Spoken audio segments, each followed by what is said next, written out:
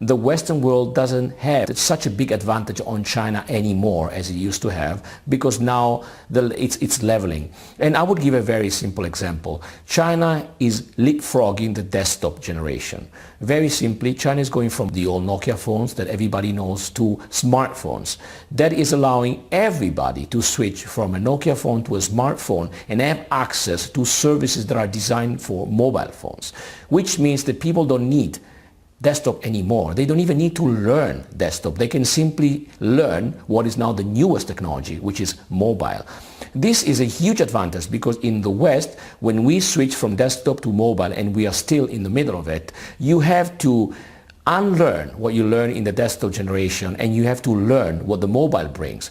So what we see in the West is everything that is developed for mobile is something that has been developed for desktop and is now moving into mobile. So it's adapting to mobile. It's not developed mobile for mobile.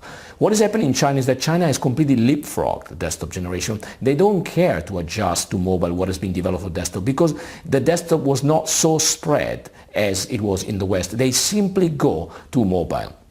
So for example, taxi drivers in Shanghai or Beijing, now they have two mobile phones running applications which allow them to get in touch with customers and book a ride wherever the customer wants to go. Now these taxi drivers might not be very literate, might not even know how to use a desktop, but they know exactly how to use a mobile phone. This is very, very important because the penetration that this device is having in China is leapfrogging some of the technologies that took many years to be established in the Western world.